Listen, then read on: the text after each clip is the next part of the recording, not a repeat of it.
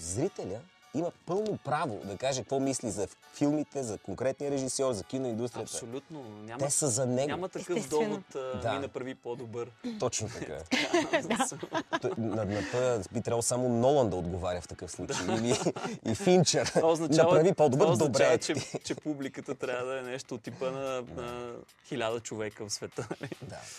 Тео, след това, говорейки си за българско кино, тази година голяма част от чуждестранните пък филми бяха от Източна Европа. Значи, все пак са номинирани за Оскар. Значи, Ида е полски. Левиатан е руски.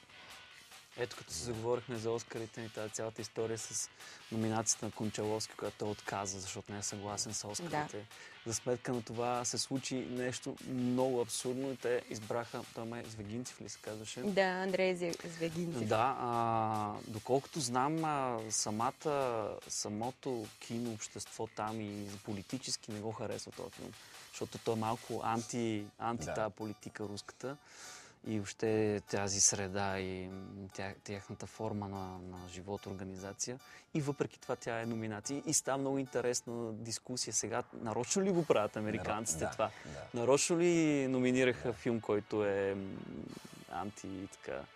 Много интересно. От друга страна, руснаците не могат да го спрат този филм. Няма как, защото той е наистина визитка някаква голяма за тяхното кино, което е добро. Тоест, американците се закачат финно с руснаците, на Берлиналето пък немците традиционно се закачат с Иран. Да. Където беше ясно преди това, че... Традиционно да се закачаш с Иран, може би не е много добра идея. Въобще, големите фестивали са една закачка. Огромна политическа закачка. Мултимилионна закачка, да.